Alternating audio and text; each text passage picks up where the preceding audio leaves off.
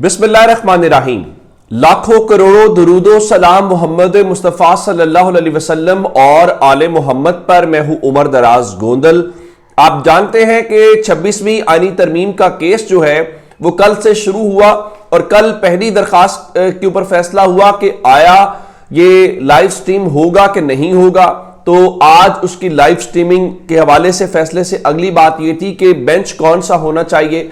क्या 26वीं आईनी तरमीम के नतीजे में जो शुरू होने वाला आईनी बेंच है वही इस केस को सुनेगा, या सुप्रीम कोर्ट की टोटल स्ट्रेंथ सुनेगी, या जो उस आईनी तरमीम से पहले के जजेस थे वो इस केस को सुनेंगे। तो आज इस बारे में पहली बात तो यह है कि जो लाइव स्ट्रीमिंग है उस लाइव स्ट्रीमिंग के दौरान बहुत इश्यूज जहां पे आ रहे हैं।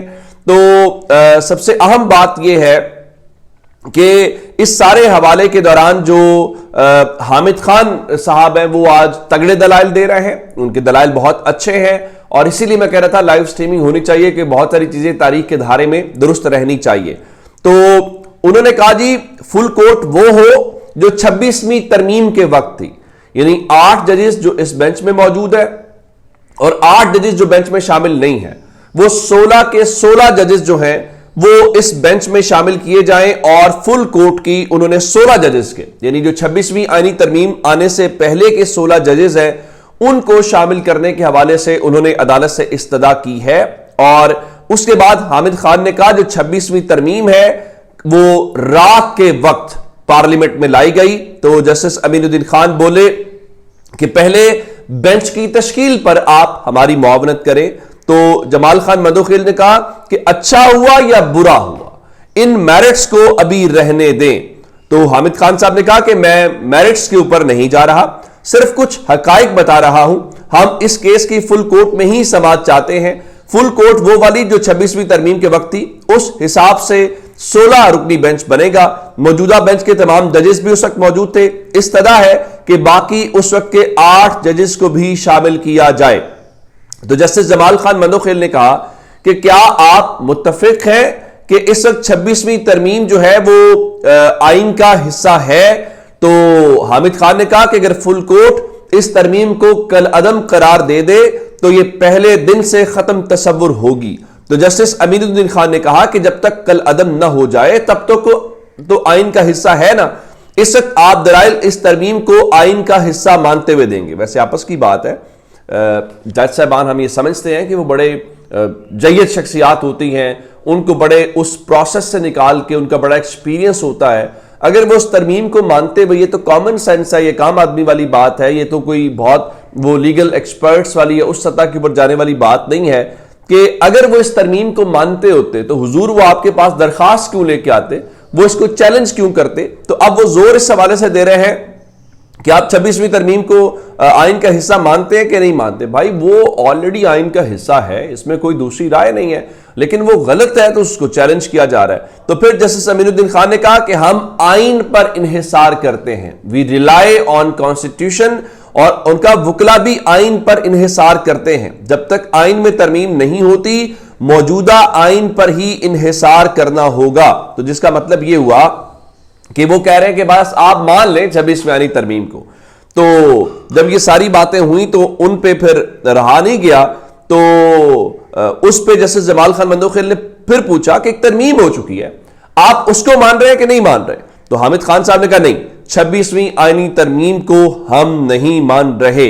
अच्छा, उसके बाद जस्टिस मोहम्मद अली मजहर ने हामिद खान को इस हवाले से यह कहा कि मरकजी केस को फिलहाल नहीं सुन रहे, फिलहाल फुल कोर्ट की दरखास्त पर दलाइल दें। तो हामिद खान ने कहा फिलहाल बात नहीं कर रहा कि 26वीं आईनी तरमीम के निकात कैसे आइन के खिलाफ है। 26वीं आईनी तरमीम से इख्तियारात पर पड़े असरात से आगाह करना चाहता हूं। 26वीं आईनी तरमीम के बाद बेंचेस बनाने का इख्तियार चीफ जस्टिस से पहली बार वापस ले लिया गया। 26वीं आईनी तरमीम में बेंचेस बनाने के तरीकाकार के हवाले से बताया गया है। और फिर उन्होंने कहा कि 26वीं आईनी तरमीम से जुडिशल कमीशन में जजेस अकलियत में आ गए और 26वीं आईनी तरमीम से कबल भी जुडिशल कमीशन मौजूद था, लेकिन 26वीं आईनी तरमीम से जुडिशल कमीशन की फॉर्मेशन के ऊपर जो है वो असर पड़ा या फर्क पड़ा।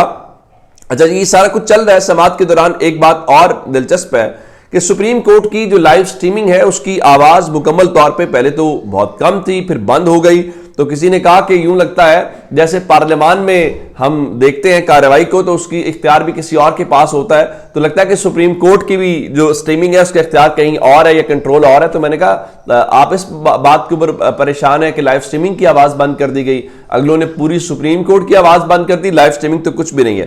تو جسٹس امین الدین خان بار بار کہتے رہے کہ آپ عدالت کو بتا دیں کہ ہم کیوں 16 رکنی بینچ بنائیں جس کا فل کورٹ کہہ رہے ہیں. تو جسٹس محمد علی بظر نے اس نقطے کا جواب دیا حامد خان کے جس میں وہ کہہ رہے تھے کہ ججز اقلیت میں آ گئے. ان کا نہیں، وہ ہوا اس میں کہ جوڈیشل کمیشن میں جو اس کی پارلیمنٹری کمیٹی ہے اس کو بھی شامل کر دیا گیا ہے. تو پھر جسٹس جمال خان مندوخیل نے کہا کہ میرٹس فی الحال نہ بتائیں، آپ آئینی بینچ کے جو اختیارات ہیں اس حوالے سے بتائیں. تو جسٹس صاحبان کے مقابلے میں حامد خان نے کہا کہ 26ویں آئینی ترمیم کے بعد جوڈیشل کمیشن میں جو اکثریت ہے وہ ایڈمنسٹریٹو سائٹ پر چلی گئی، جس سے ہوا کیا؟ جس سے یہ ہوا کہ پاکستان کی جو عدلیہ کی آزادی کا تصور ہے اس کے اوپر فرق پڑا یا عدلیہ کی جو آزادی ہے وہ متاثر ہوئی. اب یہ بات تو ان صاحبان کی بالکل ٹھیک ہے. اب یہ ساری باتیں ہونے کے بعد ایک بات اور جب یہ ہوئی تو اس حوالے سے انہوں نے ججز کو یہ کہا کہ ہمیں آزاد عدلیہ کا تحفظ کرنا ہے. ججز کی اکثریت سے سپریم کورٹ نے ہمیشہ آزاد عدلیہ کا تحفظ کیا. 26ویں آئینی ترمیم سے ججز کی اکثریت ختم ہو گئی.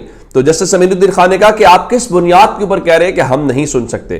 تو جسٹس امین الدین خان نے کہا کہ فی الحال ایسی سٹیج پر نہیں کہ کیس کو کون سنے گا، ممکنہ طور پر شاید 1 ماہ تک سماعت ہو کہ کیس کون سنے گا. اور پھر انہوں نے کہا ہمارے بس میں نہیں ہے کہ ہم 26ویں ترمیم سے پیچھے چلے جائیں. یعنی اس میں صرف بدقسمتی کا اس قوم کا اندازہ لگائیے کہ جناب جسٹس امین الدین خان نے فیصلہ کرنا ہے، جن کو حکومت اپنے ووٹوں سے 26ویں آئینی ترمیم کے نتیجے میں لے کر آئی ہے، تو آپ اندازہ لگائیے کہ پاکستان کے لوگوں کے حوالے سے کیا. تو ان کا جی فل کورٹ سنے یا بینچ، جوڈیشل آرڈر کو کوئی روک نہیں سکتا.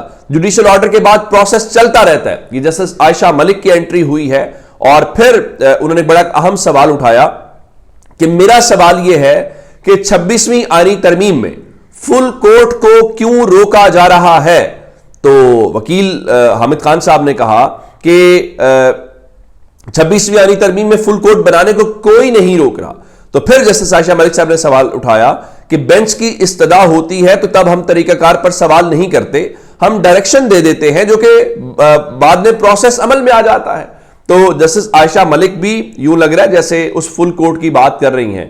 لیکن اب اس حوالے سے پھر انہوں نے کہا کہ حامد خان صاحب آپ تو اس بینچ کے وجود سے ہی انکاری ہیں، تو ہم کیسے آرڈر کر سکتے ہیں؟ اب یعنی ان کے کہنے کا مطلب یہ ہے کہ آپ پہلے 26ویں آئینی ترمیم کو مانیں، پھر آپ آئینی بینچ کو مانیں، اور آئینی بینچ کو ماننے کے بعد بھائی اس میں کامن سینس کی بات ہے کہ آپ کو مان رہے ہیں تو آپ کے سامنے دلائل دے رہے ہیں. لیکن ایک چیز متنازع ہے، ان کوسچن ہے. یہ ایسے ہی ہے کہ جیسے ایک علاقے کا ایس ایچ او تعینات کر دیا جائے یا اسسٹنٹ کمشنر تعینات کر دیا جائے لیکن وہ قانونی طور پہ نہ ہو. لیکن کیا میری اگر گھر میں چوری ہو جائے تو میں ایس ایچ او کے پاس درخواست نہیں دوں گا؟ جو غلط صحیح تو موجود ہے لیکن میں اس کو چیلنج ضرور کروں گا اور میں کہوں گا کہ نہیں یہ ٹھیک نہیں ہے، اس کی جگہ پہ صحیح بندہ لگائیں. وہ پروسیس تو نہیں رکے گا. تو جج صاحبان جو ہے وہ اس حوالے سے ذرا اور طریقے سے ہیں. تو پھر اب جسٹس مسرت ہلالی صاحبہ اس میں آئی ہیں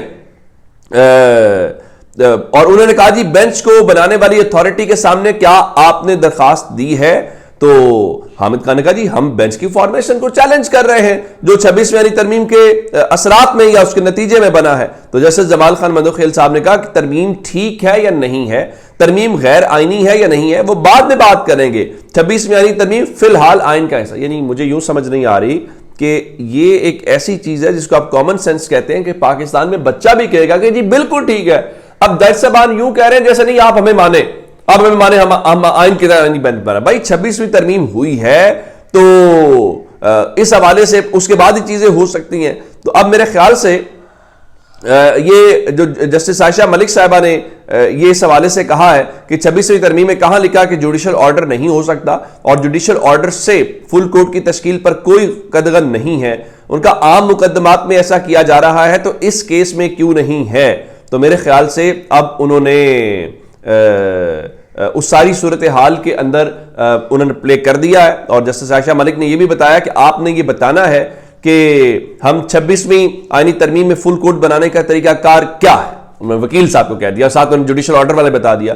ان کا آپ کہتے ہیں کہ 26ویں ترمیم کو اگنور کر کے ہم پیچھے سے چلے جائیں, ہمارے بس میں نہیں ہے. اب ظاہر ہے کہ جسٹس امین الدین خان پیچھے کیوں جائیں گے, وہ پیچھے جائیں گے تو جسٹس امین الدین خان جو ہیں وہ اس حوالے سے آئینی بینچ کے سربراہ بھی نہیں رہیں گے. تو یہ تو ان کا اس لیے بار بار کہہ رہے ہیں کہ ایک ایسا بینچ بننا چاہیے یا فل کورٹ بننی چاہیے جس میں پوری سپریم کورٹ بیٹھے, ورنہ تو یہ کہا جائے گا کہ یہ جو جج صاحبان ہیں ان کا ڈائریکٹلی مفاد جڑا ہوا ہے. جب آپ کا مفاد جڑا ہوا ہے تو پھر تو اب آپ کہیں گے مفاد کیا ہے. مفاد سے مراد یہ کہ آپ اس نتیجے میں آئینی بینچ میں بیٹھے ہیں. اگلی 26ویں آئینی ترمیم نہ ہوتی تو آج جسٹس امین الدین خان کہاں ہوتے؟ نہ وہ سینئر پیونے جج ہیں, نہ وہ چیف جسٹس ہیں, نہ کوئی. تو ان کو یہ سارا جو اختیار اس وقت عملاً چیف جسٹس کو تو آپ نے وہ بنا دیا. اس وقت دو ہی لوگ سسٹم کو چلا رہے ہیں, ایک اعظم نذیر تارڑ ہیں جو وزیر قانون ہے, اور ان کے نیچے جو ہیں وہ جسٹس امین الدین خان ہے جو اس کے حوالے سے چلا رہے ہیں. اچھا جی, جاتے جاتے ایک اور یہ جو بندر کہنے والا معاملہ ہے, کبھی کبھی ایسا ہوتا ہے کہ شاہ سے زیادہ جو شاہ کے وفادار ہوتے ہیں نا وہ کام خراب کر دیتے ہیں. اب اس سلسلے میں ہوا کیا کہ سرگودا میں جو تھانہ عطاش شہید ہے وہاں پہ ایک مقدمہ درج کیا گیا ہے, اور یہ مقدمہ 6 تاریخ میں درج کیا گیا ہے, جس میں جو ایک صاحب ہیں محمد نوید عنایت ولد محمد, اور یہ چاک نمبر 46 وہاں سرگودا کے رہنے والے ہیں, اور انہوں نے اس حوالے سے ایک درخواست دی ہے تھانے میں جس کے اوپر FIR بھی ہو گئی ہے. اور اس میں الزام یہ ہے کہ انہوں نے یہ کہا کہ جی وہ ہم نے الیکٹرک بس کے افتتاح کے بعد استقبال کیا تو فلاں نشے کی حالت میں فلاں بندہ ہو گیا. مسلم لیگ نون کے ممبر ڈاکٹر ذوالفقار علی بھٹی اور مسلم مرکزی قائدین وزیر اعلیٰ پنجاب مریم نواز اور مقامی ورکرز اور سائل کے بھائی توحید کو نازیبہ گالیاں دیں, اور ان سب کو جانوروں میں شمار کیا کہ تم سب لوگ بندر ہو, اور میرے موبائل گروپ میں میری اور میری فیملی کو گالیاں دی. اب وہ کہہ رہے ہیں کہ فلاں شخص ہے تو اس نے ہماری پوری مسلم لیگ نون کو بندر کہا ہے, تو بندر کہنے کی بنیاد کے اوپر اس کو مقدمہ درج ہو گیا. مریم نواز کو اس شخص کو جس نے درخواست دی ہے اور جس نے مقدمہ درج کیا, اور اس تھانے کو معطل کرنا چاہیے کہ کیا آپ لوگ کر کے آ رہے ہیں. جس کو نہیں بھی پتا تھا اس کے پتہ چل گیا. اپنا بہت سارا خیال رکھیے گا. خدا حافظ.